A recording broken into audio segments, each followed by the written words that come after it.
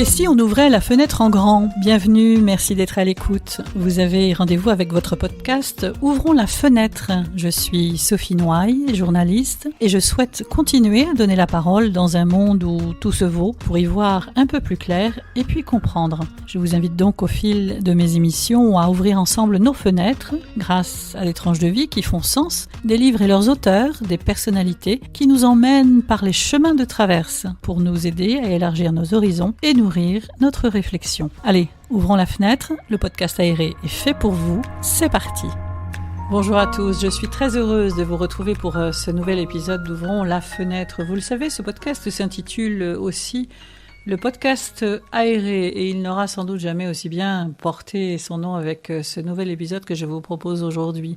Pourquoi ? Parce que bien les micros ont décidé de prendre le large et d'aller s'installer en pleine nature, en plein air, pour donner la parole à une autre personnalité, un peu plus loin que la ville, un peu plus loin que le brouhaha de nos vies quotidiennes et de cette ambiance qui est toujours aussi pesante finalement dans nos vies. Donc je vous propose avec ce podcast de prendre l'air, de sentir le vent, de sentir le soleil, de sentir la mer et surtout de sentir et de goûter le goût du sel avec Olivier Chenel. C'est mon invité. Olivier Chenel, c'est un saliculteur paludier, ornithologue donc, et naturaliste qui est depuis quelques années dans le Morbihan et a réhabilité depuis 5 ans et continue de réhabiliter une saline, un marais salant sur cette presqu'île de Rhuys dans le Morbihan.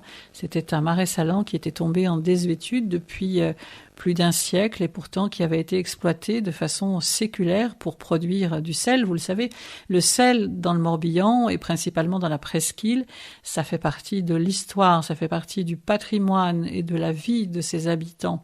Alors c'est un hommage aussi à tous les descendants de ces paludiers qui ont donné aussi de leur vie parce que on le découvrira aussi à travers les paroles de Olivier Chenel. C'est un travail physique. Et le sel, finalement, c'était le sel, c'était la vie. C'était l'or blanc. Cette exploitation du sel avait été lancée par les ducs de Bretagne au XVe siècle. Alors c'était un moyen d'échange, c'était un moyen de faire du troc. C'était aussi un moyen de conservation des aliments. Et puis, évidemment, aussi, c'était l'impôt, le sel. Donc toute une histoire qui fait partie de la vie de ces habitants du Morbihan et principalement de la presqu'île de Rhuys. Et puis également avec Olivier Chenel, on va découvrir comment ce travail, cette production, cette saliculture, eh bien, nous replace dans la nature qui a cette richesse intrinsèque qu'il nous faut redécouvrir et il faut aussi retrouver notre place d'être humain à travers cette nature comme élément positif. Nous avons aussi une empreinte positive sur la nature. Nous ne sommes pas simplement un danger pour elle. Et ce sont les paroles d'Olivier Chenel que vous allez découvrir. Alors au cours de ce podcast, vous entendrez aussi des bruits, le bruit du vent, et puis le son des oiseaux qui se nichent dans ces marais salants parce que c'est aussi finalement une réserve naturelle qui a été recréée pour eux. Et on va découvrir justement à travers les propos d'Olivier Chenel comment on peut redécouvrir toute cette richesse. Alors bonne écoute et surtout bonne évasion.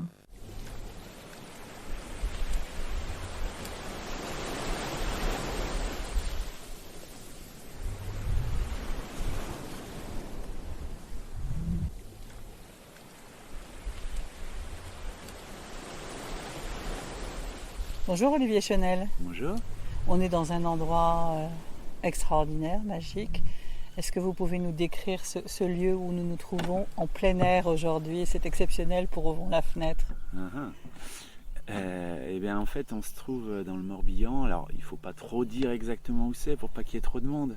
On va dire qu'on est sur Sarzeau.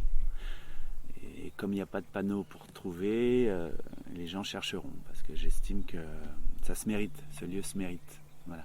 Mais on est sur un marais salant. Voilà, on est sur une zone de production de sel. Depuis maintenant 5 ans, il a été réhabilité. Et dans le but de bien sûr de faire du sel, puisque c'est mon métier, mais également d'y accueillir une faune et une flore que j'espère la plus diversifiée possible. Voilà. Un marais salant qui a toute une histoire parce qu'il a été en activité pendant un certain nombre d'années et puis il y a eu une pause de plus d'une centaine d'années à peu près. Et vous l'avez réhabilité, ce marais salant. Alors en fait, ce marais, c'est probablement le plus vieux du Morbihan. Il a été fait au XVe siècle par ceux qui possédaient le château de Truscat. Donc, oui, c'est probablement le plus vieux. Après, il y en a eu plein d'autres dans le golfe du Morbihan et sur Pénerf, sur l'Atlantique. En tout, il y avait donc au XVIIIe siècle, il y avait à peu près 700 paludiers dans le golfe. Puis, comme il y a eu des échanges commerciaux, après la Révolution, la gabelle s'est arrêtée, donc il y a eu des échanges commerciaux, il y a eu des nouveaux moyens de conservation, donc les boîtes de conserve, et puis les réfrigérateurs. Donc tout ça a conduit à faire péricliter la saliculture morbihanaise, et donc il ne restait plus aucun paludier au XXe siècle, voilà, au XXIe siècle, pardon. Ici, il y a eu à peu près 150 ans d'interruption. Donc quand je suis arrivé ici, c'était un marais très dégradé, bien sûr avec une digue qui était complètement cassée. Donc la mer venait à chaque marée haute, venait et repartait comme une lagune dans le golfe.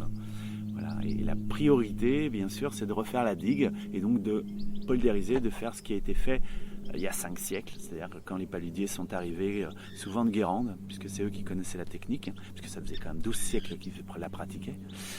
Et ils sont venus et ils ont fait ce qu'ont fait les Hollandais. D'ailleurs, probablement qu'il y a eu des ingénieurs hollandais qui sont venus au début à Guérande leur expliquer. C'est polders. Ouais, c'est des polders. Donc on fait une grosse digue pour que la marée haute ne submerge pas la zone de récolte, de production de sel. Et ensuite, on est indépendant des marées. Même si on a besoin des marées, bien sûr, on a besoin de l'eau de mer pour faire du sel, c'est évident. On ne se met pas à côté d'un fleuve pour faire du sel. C'est dans l'eau de mer. Et donc après, on construit tout le labyrinthe de bassins et qui conduira après à obtenir du sel, voilà, avec de l'eau de mer. Alors c'est un système ingénieux parce qu'il faut de la pente, il faut pouvoir que l'eau circule, l'eau se retire, l'eau s'évapore. Enfin, c'est toute une technique. Mais vous m'expliquiez, parce qu'on faisait tout à l'heure le tour là, de ce marais salant, de cette saline, la technique n'a pas changé depuis plusieurs siècles. Depuis 12 siècles, ça n'a pas changé. Il faut croire que c'est assez efficace, il faut reconnaître. Même si, comme je disais tout à l'heure, il y a des moyens industriels maintenant qui ont été plus rentables que les récoltes artisanales et qui ont conduit à l'arrêt de pas mal de salines. De toute façon, il n'y a pas que celles-là qui ont arrêté, qui ont périclité. Il y a celles de Ré, de Noirmoutier ou de Guérande. Les 3 quarts avaient disparu et ça a failli complètement disparaître. Bon, c'est l'engouement pour du sel autre, c'est-à-dire un sel artisanal avec des qualités, des oligo-éléments et aussi des intérêts pour la vie faune et la flore, qui a conduit à la renaissance de la saliculture. Voilà. On se souvient de la marina qu'on a failli construire à Guérande avec la Cadoua qui devait arriver. Et il y a eu une levée de boucliers de naturalistes, d'associations et de gens, ce qui a poussé en fait les décideurs à changer d'avis. Mais autrement, il n'y aurait plus de marais salant à Guérande, ce qui aurait conduit probablement à l'arrêt aussi de la saliculture dans d'autres régions. Parce que moi, si j'ai pu faire ce marais salant, c'est sous l'impulsion de la saliculture guérandaise. Parce qu'ils ont réussi à expliquer, et les grands chefs l'ont très bien dit, que la fleur de sel ou le gros sel artisanal était bien plus intéressant pour la cuisine et le corps. Et ça fait partie du patrimoine. Et ça fait partie du patrimoine. Tout ça, on le dit maintenant, mais autrefois, il fallait rentabiliser les zones. Et d'ailleurs, certains le croient encore, il faut rentabiliser la nature. Voilà. On est une zone en friche, c'est pas intéressant, même si elle est très riche naturellement. Mais dans ce cas-là, je vois par exemple les Landes de Lanvaux qui étaient très riches en faune, qui servaient autrefois de pâturage et qui finalement étaient relativement pauvres pour créer de la richesse agricole. Et on y a mis des arbres. Maintenant, c'est des grandes zones boisées pour y planter des pins maritimes et des pins sylvestres qui n'ont jamais été là-bas.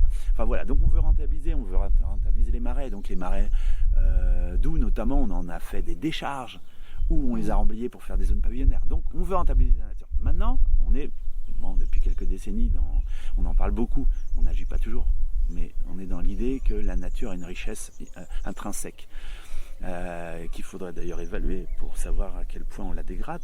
Voilà, mais l'empreinte de l'homme sur la nature. Est, voilà, catastrophique. Mais ce qui est intéressant dans la saliculture artisanale, et probablement c'est un des très très rares cas qui existent, c'est que l'homme a une empreinte positive. C'est-à-dire qu'il est acteur d'une biodiversité, il crée de la richesse naturelle. C'est ce que vous avez fait ici, Olivier Chenel, parce que vous n'êtes pas simplement paludier, vous êtes aussi ornithologue, naturaliste, et tout est lié finalement. Et voilà, exactement. Tout est lié. Et c'est ça, il ne faut pas cloisonner, on n'est pas producteur d'un côté, naturaliste de l'autre. Il y en a qui le croient, il y en a qui font des réserves intégrales où on n'observe que les oiseaux et on ne veut pas d'activité humaine, on met le milieu sous bulle, ça existe, des naturalistes qui quelquefois sont un peu intégristes, et puis des agriculteurs qui font comme s'ils faisaient du hors-sol. Ils ne comprennent pas qu'il y a des bactéries dans le sol et tout ça. Bon, mais on est de plus en plus, j'espère, à comprendre, essayer de comprendre les mécanismes d'interrelation entre les organismes. Et donc moi, ce que je veux montrer, en effet, c'est ça. Je suis amoureux de tout ce qui se passe. Alors, je suis loin de connaître tout, bien sûr, mais quand j'aime un oiseau, j'aime aussi à connaître son régime alimentaire. Donc j'aime à connaître les insectes, éventuellement les plantes, tout absolument lié. Donc bien sûr, j'ai besoin de faire du sel puisque je n'ai pas d'autre salaire que ce que va me procurer la vente du sel. Je n'ai pas de subvention, contrairement à certains, et je revendique, j'en suis fier. Je n'ai pas eu de subvention pour mon installation. Et donc, il faut absolument que je tire profit de la nature, mais j'ose espérer que je ne lui nuis pas. Donc, je lui apporte peut-être quelque chose dans le fait que je maintiens un milieu en équilibre. Des zones qui vont être très riches parce que très peu d'épaisseur d'eau, donc vont conduire à une explosion de vie, notamment phyto et zooplanctonique, qui vont être base de la chaîne alimentaire, vont conduire à ensuite une explosion de vie d'animaux qui sont situés plus haut dans la chaîne alimentaire. Notamment, là on entend un peu moins parce qu'il est un peu tard, mais on entend les sternes tout à l'heure. Pierre Guérin, qu'on vous a des poissons qui sont dans la vasière, dans mon bassin de réservoir d'eau. Tout à l'heure, il y avait des échasses. Les échasses ont besoin de s'alimenter dans une zone très peu épaisse, enfin avec une épaisseur d'eau très faible, parce qu'elles ont besoin de picorer, un peu comme les poules, les petits insectes qui flottent, comme des petites mouches, les éphidrées salina qui vit dans le marais salant, ou le chironome, les petites larves rouges, là, les vers de vase. J'en ai vu tout à l'heure, on a vu des œufs, on s'est baladé sur les... Alors comment ça s'appelle déjà, les ponts Ouais, alors toutes les petites diguettes, qui permettent aux paludés de passer, mais également à l'eau, afin de rencontrer un obstacle. Donc ça va être ce labyrinthe qui va conduire à l'eau. Un labyrinthe particulier, parce qu'il y a quelques formes qu'on perçoit dans ce labyrinthe. Ouais. Alors le principe de base de la saliculture artisanale, c'est qu'il faut prendre de l'eau de mer, donc à 30-35 grammes de sel par litre, dans le meilleur des cas. Dans le Golfe, c'est pas toujours ça au début de printemps, qui est 3 rivières, mais bon, prenons de l'eau à 30-35 grammes, et il faut parvenir à une saumure. Une saumure, c'est 10 fois plus salé, donc 300 grammes, 350 grammes de sel par litre, pour qu'il y ait précipitation de sel, et donc pour que je puisse le récolter, le paludé puisse le récolter. Pour faire évaporer cette eau, on n'a pas d'autre choix que d'utiliser le soleil. On ne va pas mettre le feu sous un grand bassin de 10 hectares. C'est pas possible. Même si on a fait du sel ignitigène, c'est-à-dire du sel à base de... on brûlait du bois, on faisait chauffer la saumure, plus au nord de la France, même dans les Côtes d'Armor. On prenait de l'eau salée, on la faisait chauffer et on obtenait du sel. Mais pour avoir des plus grandes quantités, il vaut mieux avoir un grand marais salant et conder sur le soleil. Donc le principe, c'est de faire circuler l'eau de mer sur une très très très longue distance, sur une très faible épaisseur. Tout ça, toute l'eau va passer de bassin en bassin par la pente, par la gravité. Et donc elle va passer du bassin réservoir qu'on appelle la vasière. Elle va ensuite tomber dans un deuxième bassin qu'on appelle le cobier, et ensuite elle va le passer dans un vrai labyrinthe constitué de plein de petits bassins qu'on appelle les phares. Et l'eau donc de passer de bassin en bassin sur des kilomètres. Les phares avec un F. F-A-R-S. Et c'est sur ces 2 cm là ça va s'évaporer. Le niveau est en fait, doit toujours rester le même dans ces bassins. C'est-à-dire que s'il fait chaud, le niveau va baisser. Mais moi, je vais compenser par un apport d'eau grâce à la vasière. Grosso modo, je vais ouvrir le robinet. Si au contraire ça s'ennuage, je vais réduire le robinet, l'arrivée d'eau dans le marais, et s'il pleut, je l'arrête complètement, bien évidemment. Donc le paludier doit être là tous les jours. Constamment, là tous les jours pour faire un réglage d'eau. Même si là en ce moment je suis plutôt à attendre que le soleil travaille, je dois venir quand même pour faire mes réglages d'eau. Là notamment pour remplir mes œillets qui, par exemple, tous les jours je vais remplir les derniers bassins. Donc je parlais des phares et les derniers bassins ce sont les œillets. Les œillets ce sont les petits bassins de récolte, les cristallisoires. Là, tous les jours, je vais remplir avec l'eau des dernières eaux des phares. Tous les jours, ça va donc s'accumuler en sel. Et à la fin, au bout de 30-40 jours d'évaporation, ça n'est pas d'un claquement de doigts, on obtient du sel après plusieurs semaines d'évaporation, après plusieurs semaines de beau temps. Et le sel va apparaître dans les œillets, donc c'est super. Là, je profite de cet instant pour nettoyer les bassins. J'enlève la saleté de l'hiver, la vase, on décharge, on appelle ça. On décharge cette vase qui est très salée finalement dans les bassins d'à côté. Parce que ce sel-là, il va se diluer dans le circuit d'eau, ce serait dommage de le perdre. Et la vase, par contre, va rester dans les bassins d'à côté et ne va pas polluer mon futur sel. À partir de là, dans un jour ou deux, après le déchargeage, la récolte se fait. Voilà, 2 sels. Le gros sel et la fleur de sel. La fleur de sel, ah oui, celle qui est emprisée sur les tables de restauration. Mais le sel aussi, je vous ai croisé l'autre jour sur le marché de Sarzeau. Le sel, on dit que c'est la vie. Le sel, c'était l'or blanc. Le sel, c'est la vie. Et ce sel, finalement, il est gris. Presque gris, couleur parfois jaune. Et ça, c'est vraiment le sel naturel. Voilà. Alors, le sel artisanal, il est récolté sur la roche même. Donc, sur la roche, sur l'argile. C'est une roche sédimentaire. Donc en fonction des argiles, on a des sels plus ou moins gris, plus ou moins jaunes, si on a de l'oxyde de fer. Surtout si les salines viennent d'être mises en état. On a des sels qui sont un peu plus chargés en argile. L'argile, c'est bon pour la santé, on s'en sert même comme pansement gastrique ou même si on a des problèmes de peau. Donc même des animaux d'ailleurs viennent se frotter, ou les perroquets la mangent, etc. Donc on sait que c'est très bon. Et il y a des sels minéraux, etc. dedans. Donc on récolte le gros sel. Mon sel ici il est relativement gris. J'ai une argile très foncée. Ce qui était le cas dans le golfe du Morbihan. Il était réputé plus gris que par exemple à Guérande. À Guérande, il y a du sel parfois qui est relativement blanc, voire immaculé, parce qu'ils ont des salines qui sont 11 siècles. L'argile est bétonnée par le calcium. Mais Olivier, ce n'est pas une question de qualité. Le sel blanc n'est pas plus qualitatif que le sel gris ou sel jaune. On a tendance à dire maintenant, ce qui n'était pas le cas après-guerre, mais que le sel gris, c'est plus riche que le sel blanc, surtout celui qui est raffiné. Le sel gris a plus d'oligo-éléments, plus de sels minéraux, et meilleur pour la santé. C'est comme le sucre. Le sucre blanc ou le sucre roux, rapadura, a plus de sels minéraux, plus de vitamines que le sucre raffiné, qui peut être très mauvais pour la santé d'ailleurs. Olivier Chenel, comment on devient paludier ? Parce que vous n'étiez pas forcément peut-être destiné à devenir paludier. Alors moi j'ai un parcours particulier, il faut savoir qu'autrefois les paludiers ils devenaient paludiers de père en fils. C'était des corporations, des familles entières. La transmission, il y a une historienne qui a fait une thèse là-dessus, sur la transmission des savoirs des paludiers. Et voilà, c'était de bouche à oreille. On emmenait son petit gamin de 3-4 ans dans le marais. On lui disait tiens, t'ouvres ça, t'enlèves l'ardoise là, t'ouvres le petit robinet qu'on appelle un cameladure. Et puis petit à petit, il s'imprégnait des lieux et puis il apprenait. Puis il n'avait pas le choix. Il fallait qu'il soit paludier. S'il était bon à l'école, il ne l'était pas, mais souvent, en fait, on disait si tu n'es pas bon à l'école, tu ne seras pas paludier, parce que ça ne demande pas une intelligence hors du commun. Ce qui est plus complexe à comprendre, c'est l'écosystème, voilà. Mais faire du sel, finalement, c'est le soleil et le vent et le travail physique. Et du travail physique, ouais. Il faut la remise en état d'une saline, notamment, c'est assez physique. Mais donc voilà, on apprenait ça. Moi, en effet, mes parents, déjà, moi, je suis pas du tout du coin. Je suis né loin de la mer. Mes parents ne faisaient pas du tout ça. Et puis, c'est l'amour de la nature qui m'a conduit à faire ce travail. Mais j'ai commencé par être apiculteur. Là, je suis saliculteur, donc paludier. Mais tout ce qui aurait pu me conduire à être dans la nature en permanence et œuvrer pour que j'ai l'impression de faire le bien, aurait pu me plaire, en fait. Voilà. Là, j'ai franchement l'impression, mais peut-être je me trompe, ou peut-être que je suis orgueilleux, mais que je suis un peu positif pour le milieu. Je suis un peu un écologiste pratiquant, voilà.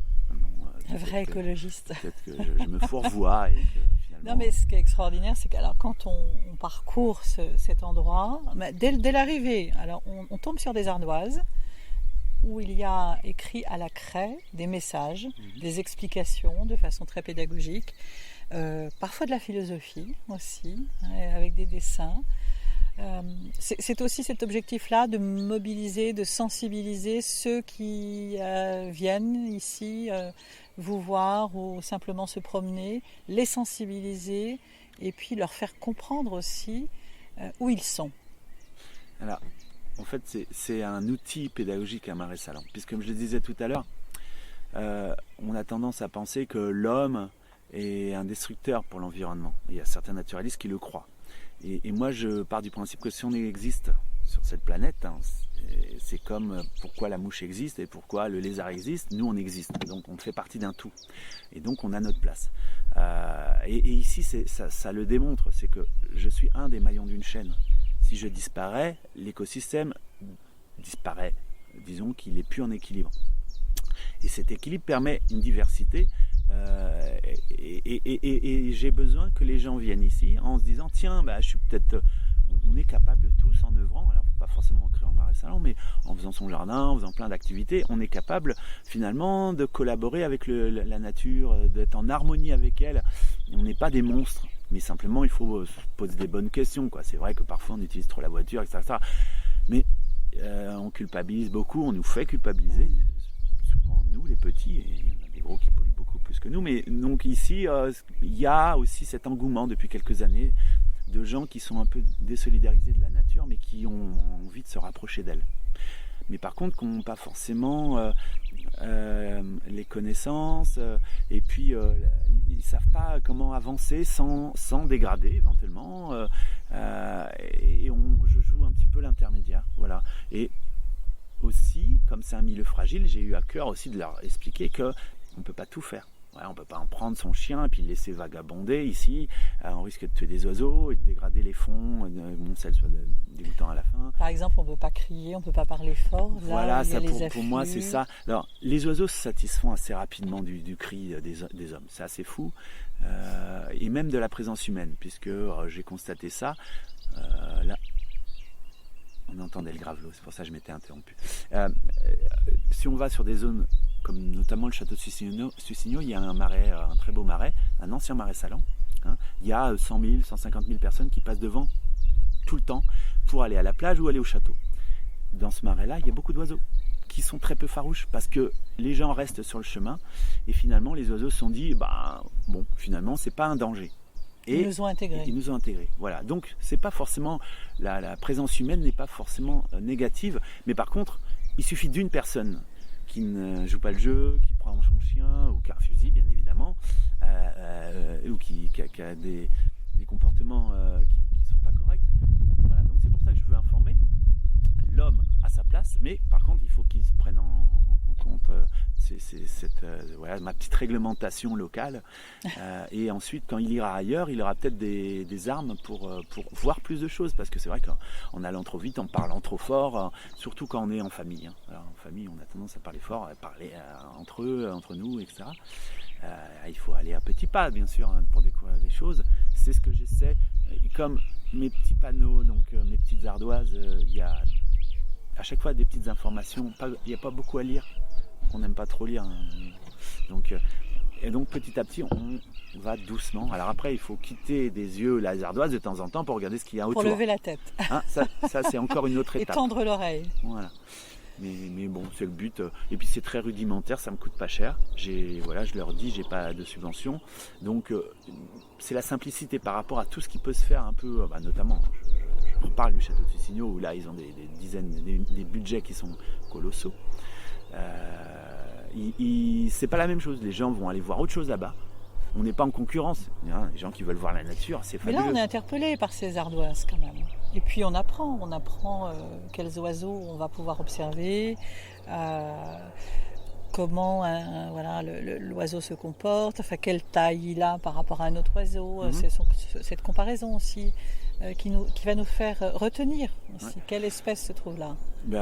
En fait, de toute façon, on retient que ce qu'on aime. Donc il faut venir ici régulièrement parce que à la fin de la saison, il y aura peut-être 200 panneaux, hein, donc on ne va pas en une fois retenir. Et puis, de toute façon, il faut venir à toutes les saisons. Il y a l'hiver, il y a des oiseaux qui ne seront pas là l'été, etc., etc. La flore, pareil. Et puis les saisons, la météo. Ce que je voulais aussi dire, c'est que souvent, le sel attire. Bon, donc je vais avoir une clientèle, entre guillemets, des visiteurs, qui vont être attirés par la saliculture parce qu'on en parle beaucoup du sel. Et que c'est assez photogénique, quoi. C'est assez joli. Donc les gens viennent faire des photos, des petits tas de sel dans la nature, ça jette. Et donc je vais profiter de ça, ce moment-là où ils vont vouloir venir voir du sel pour leur parler d'autres choses. Voilà. Certains vont venir dans les réserves naturelles, mais ceux-là, c'est un public acquis. Ils vont venir voir les oiseaux, la flore, la faune. Ils sont déjà sensibilisés à la nature. Moi, j'ai du tout venant. J'ai aussi des gens qui aiment beaucoup la nature parce que ça se sait de plus en plus, le bouche à oreille. J'ai autant d'oiseaux que dans une réserve naturelle ici. Donc, sur un espace réduit, c'est une explosion de vie. Mais on peut aussi voir autre chose. On peut aussi voir l'activité séculaire, une activité humaine qui a perduré à Guérande mais qui s'est perdue ailleurs. Et donc, ça attire différents publics. Alors parfois, voilà, c'est un fil, quoi, c'est un équilibre.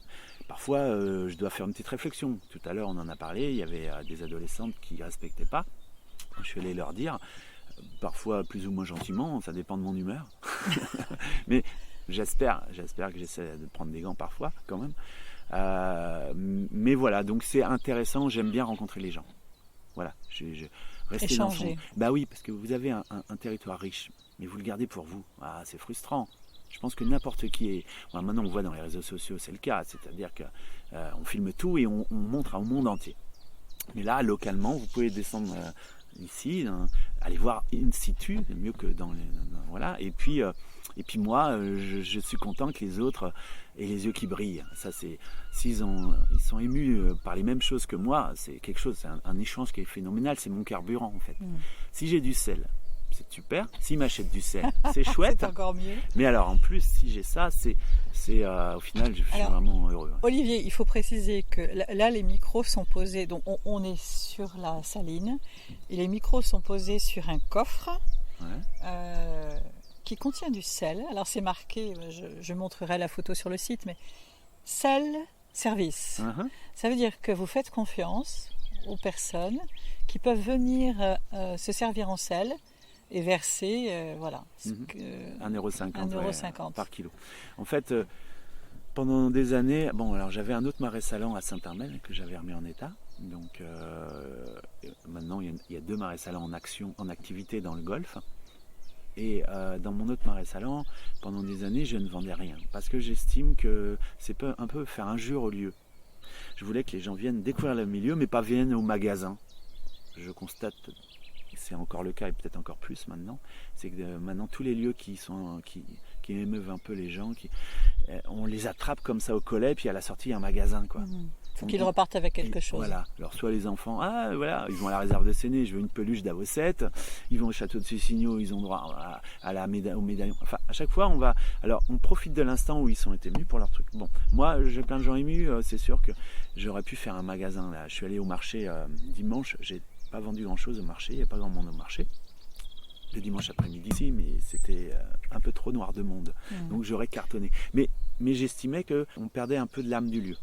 Alors bon, malgré tout, comme la vie c'est pragmatique, il faut essayer d'être pragmatique et c'est pas toujours évident, il faut quand même vivre, et puis c'est aussi le fait que je trouvais que c'était pédagogique, j'ai mis ce coffre.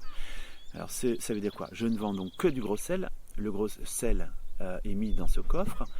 Les gens se servent, mettent dans un sac qui est à disposition et pèsent. Il y a une balance. Et puis c'est eux qui ont fait le sel et donc qui ont mis en sac. Et souvent les gamins adorent faire ça. Donc ça permet de comprendre que le sel il n'est pas travaillé, il vient directement du marais, il est mis dans le coffre, point, basta. Et ensuite les gens ils font un peu partie intégrante comme ça de la mise en valeur du lieu. Là aussi, vous les intégrez dans la chaîne. Ouais, exactement. Voilà. Et les gamins, ils savent ensuite que c'est pas que dans les supermarchés et qu'on peut avoir du sel dans la nature qui provient de la nature. Voilà. C'est pour ça. Ça a un rôle pédagogique et puis ça me permet, c'est mineur ce que je vais récolter dans mon coffre. Bon, bien que l'été, il peut y en avoir un peu, il puisse y en avoir un peu. Mais ça fait... Ouais, les gens étaient un peu frustrés en sortant de là. Mais néanmoins, voilà, c'est un équilibre. Enfin, c'est fragile, donc je voulais pas non plus que ce soit un grand magasin. Et les gens qui veulent vraiment avoir tous mes produits, le sel fin, la fleur de sel, les sels aux algues et aux herbes et tout ça, ils vont sur le marché. Voilà. Mais ça, voilà, ça fait quand même ma com. Hein, de toute façon, il faut.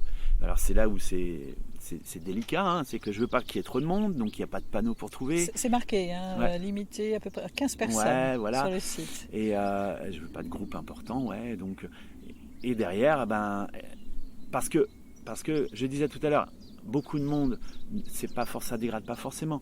Mais en général, quand il y a beaucoup de monde, il y a toujours ce petit pourcentage de gens qui vont pas. Voilà. S'il y a 1% de gens qui dégradent, mais sur peu de monde, ou sur beaucoup, il y aura plus de monde à dégrader, forcément. Donc, voilà. Et puis, je veux pas être là à jouer les gendarmes. Je veux que ce soit calme, pour l'harmonie des lieux. Alors, il faut être discret, même si d'année en année, forcément, il y a de plus en plus de gens à le connaître, le lieu, forcément. Mais c'est un lieu, alors j'aime pas trop ce mot parce qu'il est utilisé à toutes les sauces et puis on l'utilise beaucoup sur tout ce qui est médiatique, magique. C'est un lieu magique malgré tout parce que c'est vrai que on se sent en paix ici. Ouais, c'est ce que j'aimerais. Ouais. Bon, en général, dans la nature, si on l'aime, une nature qui est assez préservée, c'est ce qui se passe. Ce que je veux, c'est que on arrive dans un lieu, ce que je veux, c'est qu'il soit accueillant, parce que c'est pareil, si on croit qu'on est chez quelqu'un mais qu'on a peur de se faire jeter, c'est moins paisible. Donc voilà, à l'entrée, j'essaie d'être accueillant, et puis la nature, elle est accueillante, et puis si on est ouvert à sa richesse, c'est magique en effet. Il y a à l'entrée de la saline un totem. C'est quoi? Alors, à la base, je ne devais pas en mettre un, c'est que pour rénover le Marais Salon, j'ai eu besoin de faire une souscription sur Internet. Parce que refaire la digue qui s'était écroulée, j'ai demandé donc à des pelleteuses, ça m'a coûté 47 000 € de refaire toute la digue. J'en avais pas les moyens, j'ai demandé à des gens sur Internet, j'ai fait une souscription et j'ai eu 21 000 €. Ce qui est quand même assez phénoménal. Et j'avais en fait, ceux qui donnaient, ils pouvaient avoir du sel, un livre que j'avais fait, ou ceux qui donnaient beaucoup, ils avaient un livre, ils avaient du sel, mais ils avaient aussi leur nom inscrit. Voilà. Au début, je devais mettre une belle plaque en bois et inscrire ça à l'entrée. Puis je trouvais que ça faisait mortuaire un peu. Mémorial. Ouais, mémorial. Mémorial. Alors, on a mis un copain m'a donné un tronc parce qu'il est lagueur, donc on entend les échasses qui se bastonnent un petit peu là, elles sont un petit peu à se disputer un territoire. Donc un copain m'a donné un Douglas qu'il avait coupé et un autre copain l'a taillé, a fait le totem. C'est pas moi qui ai fait le totem, et puis moi je l'ai mis en place en louant un Manitou parce que ça fait 800 kilos. On l'a mis en place, et puis là j'ai inscrit les noms sur le totem des gens qui ont donné. Alors vous me direz, mais on voit plus les noms. Oui, ils sont effacés. Ils se sont fondus dans la nature. Ouais, petit à petit, les noms sont inscrits, mais ils font partie du lieu, maintenant. Alors peut-être que je les réinscrirai si on me demande, mais il n'y a pas trop de gens qui me demandent.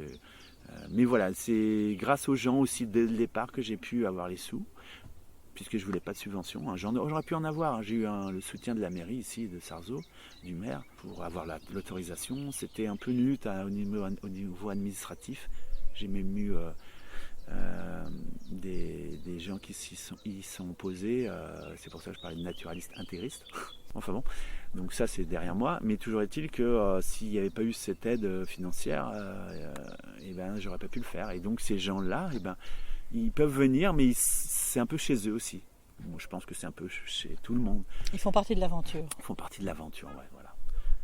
J'ai quand même mis à l'entrée que c'est un lieu privé, parce que quand même certains, quand ils pensent que c'est privé, ils vont respecter plus que si c'est public. J'ai l'expérience de mon ancien marais qui était public. Donc voilà, mais derrière, il peut y avoir un déferlement de gens qui sont chez eux vraiment, et chez eux, il faut croire qu'ils détruisent. Pourtant, chez moi, j'ai tendance à respecter. Et donc, voilà, c'est un lieu, la nature doit appartenir à tout le monde et à tous ceux qui la respectent, surtout. Voilà. Depuis que vous avez réhabilité ce Marais Salon, Olivier Chenel, quelle évolution vous avez remarquée en termes de faune et de flore?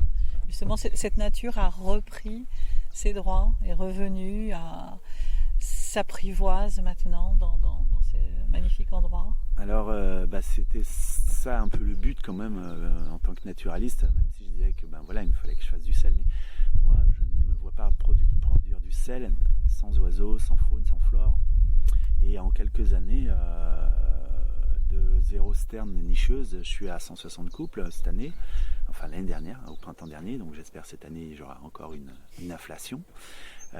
J'ai entre 40 et 50 couples d'avocettes, j'ai donc des échasses qui nichent, une vingtaine de couples, les gravelots à collier interrompu qui nichent, les petits gravelots. J'ai les grèbes castagneux qui nichent, j'ai les rousserolles, enfin etc. Je peux les citer mais ça va être long. Et puis également il y a les hivernants, les oiseaux hivernants qui viennent et de plus en plus. Cet hiver j'avais jusqu'à 2000 barges, une centaine de spatules. Donc c'est un lieu où il y a toujours quelque chose à voir. Si c'est plus maigre en oiseaux, en été, parce qu'en été en général les oiseaux ont fini de nicher, les migrateurs sont pas encore là, il y a le sel à avoir, et puis la flore qui est très adaptée, puisque c'est une flore halophile, une flore de milieu salé. On trouve quoi alors comme flore? On va trouver la réputée salicorne, qu'on peut manger, que je fais déguster d'ailleurs quand il y en a un peu, j'en laisse à déguster, et qui est salée forcément, d'où son nom, salicorne. Mais il y a également la soude avec laquelle on faisait du savon, il y a les arroches du littoral, il y a le tamaris, etc. Toutes ces plantes qui supportent des sols salés, plus ou moins salés, plus ou moins de submersion également. L'obione peut être submergé, la statice, l'Hyménium vulgare peut être submergé, pas longtemps. D'autres peuvent être totalement immergés, comme des herbiers zoster, comme la Rupia maritima, etc. Il y a aussi la flore, qui est très, très liée, très inféodée qu'on ne peut pas voir ailleurs. Donc c'est chouette aussi. Et puis si on aime regarder les zosters, on aime regarder les bernaches. Vous voyez, c'est indissociable. S'il y a de moins en moins de bernaches dans le golfe du Morbihan, c'est parce qu'il y a de moins en moins de zosters. C'est une graminée. Et pourquoi il y a moins de graminées? Parce qu'on pollue, etc. Donc tout ça est lié, donc il faut comprendre ça. Les gens le comprennent de plus en plus, mais c'est... Et sur ce lieu qui est totalement anthropique, je le redis, on pourrait penser que c'est sauvage, mais il y a quasiment plus de lieux sauvages, complètement sauvages en France. Tout a été transformé par l'homme. Ce lieu anthropique va apporter justement une flore et une faune qu'on ne peut pas voir ailleurs. Par exemple, on parlait du gravelot tout à l'heure qui niche sur mes ponts. Le gravelot, comme son nom l'indique, il niche dans les gravières, en bord de rivière normalement, mais pas dans un marais salant. Il a trouvé son lieu, parce que ça ressemble à son bord de rivière. Voilà, il s'est adapté. Voilà. Et l'avantage, c'est que ça restera toujours comme ça, parce que le paludier, il remet de la vase sur les ponts pour qu'il reste toujours vierge de végétation. Et il aime bien qu'il n'y ait pas de végétation, le gravelot. Donc il vient.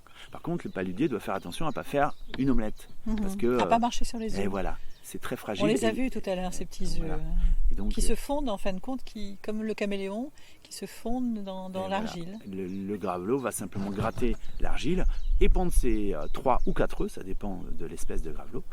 Et puis ensuite, ils sont tellement couleur terre que les prédateurs n'arrivent pas à les voir. Alors, ils arrivent à les sentir, donc c'est pour ça que la nuit dernière, il y a quand même Monsieur Goupil qui a prédaté un nid. Mais l'année dernière, il ne l'avait pas prédaté, il n'est pas passé à côté. Et puis c'est comme ça, de toute façon, la vie, c'est pas bisounours. C'est la chaîne alimentaire. C'est la chaîne alimentaire. Le renard a charge de famille en ce moment, il faut qu'il nourrisse ses petits. Et je ne vais pas tuer le renard pour préserver d'autres espèces, ça c'est sûr. Par contre, j'ai fait quelques aménagements pour restreindre un peu cette prédation du renard. Parce que dans des zones qui sont très très riches en oiseaux, c'est un garde-manger très pratique. Donc les prédateurs ont tendance à aller vers les zones les plus riches. C'est la facilité pour eux. Donc si on laisse faire, ils vont réduire drastiquement la faune. Alors j'ai fait quelques petits aménagements. J'ai creusé certains bassins pour que le renard soit obligé de nager. J'ai quelques clôtures électriques. Voilà. Pour lui rendre un peu le chemin un peu plus compliqué. Voilà, il va prédater quand même, mais au lieu de manger 100%, il va manger 50%. Il a quelques obstacles sur sa route. C'est ça, mais sans nuire. Au moment où de toute façon il va vouloir aller là parce que c'est facile pour lui, mais il y a également plein de campagnols, de mulots qui se développent et il peut aller vers eux. Il n'est pas en voie de disparition, le renard ou le prédateur. Mais c'est vrai, on peut penser que je joue l'apprenti sorcier, mais comme c'est un lieu, comme je dis, complètement créé par l'homme, je me permets. Voilà, je ne suis pas dans une forêt primaire où là il faut laisser la forêt tranquille, ne pas l'exploiter, la forêt primaire. Mais c'est important ce que vous dites, Olivier, parce que on a cette tendance, ce mouvement de dire que l'homme finalement est un danger pour la nature, alors que là on comprend à travers votre activité que vous avez permis à la nature de reprendre sur une certaine forme de nature. Si je laisse faire, comme j'ai vu le marais comme il était, donc c'était une lagune. Cette lagune n'est pas dépourvue de vie, elle est intéressante aussi. On a beaucoup de lagunes dans le Morbihan, c'est quasiment que ça. Donc il est intéressant de récupérer des zones de marais qui eux sont en disparition, en voie de disparition. Comme je disais, on les remblait ou on les laisse dépérir, où ils sont pollués. Donc c'est pas évident de décider, c'est comme une espèce de décider quel milieu doit être privilégié. Donc moi je privilégie un milieu qui est un peu unique et qui profite à des espèces qui sont protégées, qui sont en voie de disparition. Voilà. Maintenant comme j'ai dit, il faut rester humble par rapport à tout ça. Je suis un maillon, mais voilà, j'ai un salaire qui dépend de la nature. Alors mon patron, c'est la nature. Et le climat. Et le climat, aussi, ouais, c'est ça, c'est la météo. C'est une année, j'ai pas de sel, ça peut être à cause de moi, parce que je fais les mauvais réglages d'eau, mais aussi à la météo. Si j'ai plein de pluie, j'ai pas de sel, j'ai pas d'évaporation. Si au contraire, j'ai une année sèche et pas d'orage, voilà, et du vent, et je peux réussir à faire 30, 40, 50 tonnes quand même de sel, ici avec 30 bassins de récolte. Voilà. Mais je suis en extensif. Ici sur 10 hectares, j'ai 30 œillets, alors que sur Guérande, sur la même surface, ou autrefois, au XVe siècle, il y avait 250 œillets. Voilà. Donc il y avait beaucoup plus. Comment vous voyez votre avenir ici, Olivier ? Depuis que je suis paludier, j'ai envie de mourir paludier. Donc, parce que je pense qu'il n'y a pas beaucoup de métiers qui pourraient me convenir. C'est-à-dire rester quasiment tout le temps à l'extérieur, dans la nature donc. Et puis quand je fais quelque chose, quand je jette la vase, par exemple, puisque je nettoie le marais, j'ai l'impression d'être utile à la nature. Ça va nourrir les plantes, ça va nourrir pour les plantes halophiles, ça va permettre au sol de rester identique, etc. etc. À chaque fois que je fais une action, pratiquement à chaque fois, j'ai l'impression que je sers la nature. Comme j'ai dit, c'est peut-être pas le cas, mais j'ai l'impression. Et donc il y a peu de métiers comme ça. Quand j'étais apiculteur aussi, quand je m'occupais des abeilles, on a l'impression que les abeilles me permettent de polliniser, etc. Mais il y a peu de métiers qui n'ont pas évolué. Et il y a cette liberté aussi. Et puis derrière, mon patron, comme je disais, c'est que la nature. Donc je n'ai pas à pester contre la nature. Je peux pas. Si une année il n'y a pas de sel, c'est la faute de personne. Je ne vais pas aller manifester. Je ne vais pas aller demander des subventions parce qu'il n'y a pas eu de beau temps, quoi.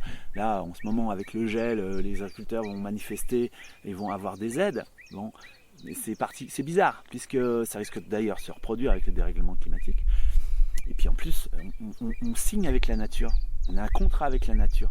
Donc, si ensuite, il n'est pas rempli le contrat, c'est de notre faute. Et puis on ne doit pas aller taper à la porte de l'État ou des administrations en disant non, tu as signé mon gars, tu as des avantages. Tu es dans la nature, tu n'as pas les mêmes charges sociales même qu'un commerçant, tu as des avantages. Voilà, peu importe, c'est comme ça. Et moi je suis fier de vivre que de la vente de mes produits. Et maintenant, est-ce que je me verrai ? Oui, j'espère, mais comme c'est physique, j'espère pouvoir faire ce métier jusqu'à la retraite, quoi. On entend les avocettes là, par contre. Elles sont intéressées par ce qu'on dit. Ouais. Les avocettes. C'est des oiseaux. Alors, l'avocette, les chasses, les sternes, ce sont des oiseaux qui sont grégaires, c'est-à-dire qu'en période de reproduction, ils nichent côte à côte. Mais ils sont comme l'humain. L'humain est grégaire. Mais ils ont du mal à se sentir. Voilà. Entre voisins, il faut qu'ils respectent leur zone de territoire, qui est parfois très très réduite. Et là, ils arrivent sur un territoire, ils ont trouvé un coin assez intéressant, mais l'autre aussi a trouvé le même coin, donc ils sont en train de leur signifier que t'as vu la frontière là, c'est moi qui l'ai délimitée. Il n'y a pas de fil de clôture, mais il faut pas que tu arrives parce que moi mes poussins ils vont naître là et ils vont manger là. Et si tu viens manger l'alimentation de mes poussins, ça va pas le faire. Et donc parfois, là c'est les chasses, et parfois ça se frite vraiment, il y a des bastons. Voilà, c'est pas la nature, c'est pas bisounours. C'est instructif, voilà. L'observation de la nature. Ouais, mais il ne faut pas faire non plus d'anthropomorphisme, de se dire la nature c'est joli. La nature, il faut prendre, il faut pas se dire eux et au moins ils font bien les oiseaux, voilà, il faudrait faire comme eux. Non, on fait comme eux. C'est-à-dire que si on donne une arme à une avocette, si elle sait s'en servir, elle va tuer ses voisins. De la même façon que l'humain, pour garder son territoire, pour préserver ses petits. Donc nous, faut espérer qu'on va pas jusque là, on réfléchit. Et c'est pour ça, moi, j'aime beaucoup la faune. C'est quelque chose, l'avifaune notamment, c'est passionnel, quoi. C'est irrationnel. Mais il faut quand même se dire, ils sont pas mieux que nous. Voilà, l'homme est pas pire que l'oiseau. Voilà, simplement, on a peut-être une éthique. Eux, ils vivent plus par leur sens. Voilà. Mais bon, si on réagit que par nos sens, c'est sûr que parfois on a l'impression que c'est le cas. Voilà.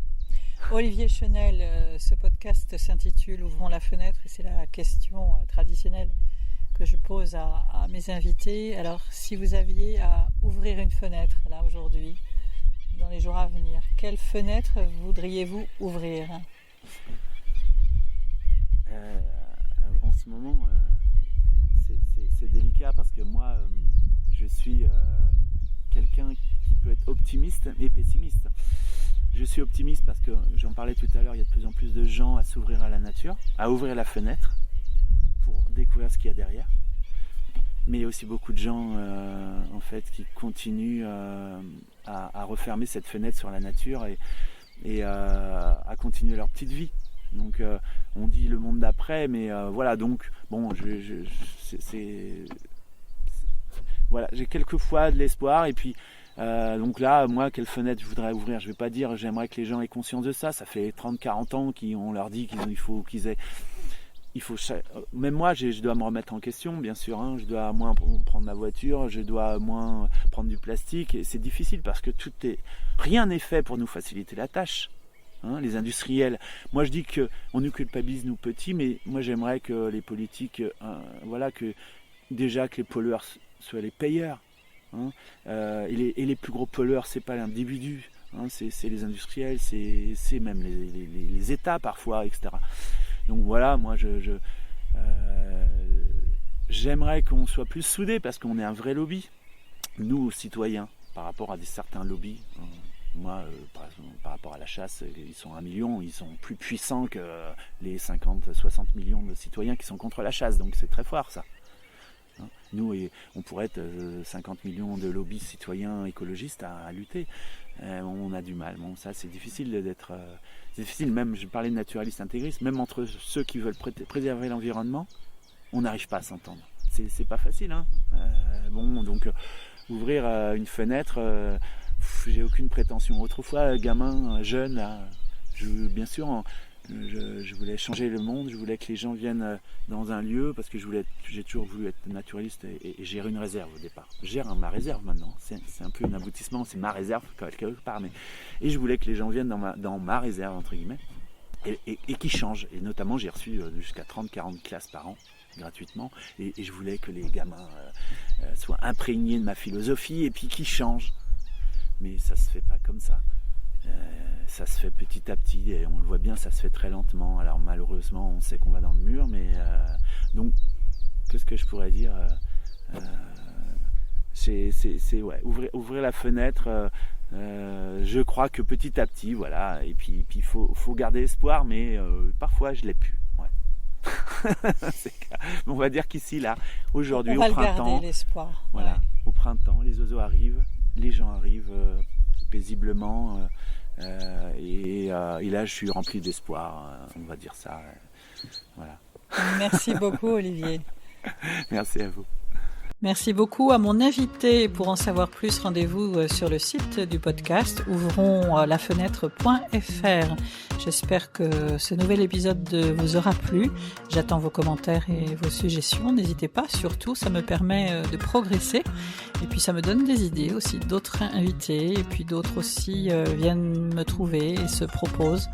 Donc voilà, le cercle s'élargit. Ouvrons la fenêtre, vous le savez, c'est un podcast indépendant qui a vraiment besoin de vous. Sans les auditeurs, ce podcast ne serait rien. Je vous invite donc à me laisser des étoiles sur les plateformes d'écoute et notamment Apple Podcast. Alors vous êtes nombreux à me demander pourquoi Apple Podcast, parce que c'est la seule plateforme de podcast qui permet d'améliorer le référencement et donc que ce podcast soit mieux connu et remonte dans les résultats de recherche. Voilà, vous savez tout. Merci à tous. Vous pouvez aussi contribuer financièrement via la cagnotte Tipeee en laissant quelques pourboires sur les épisodes qui vous plaisent le plus.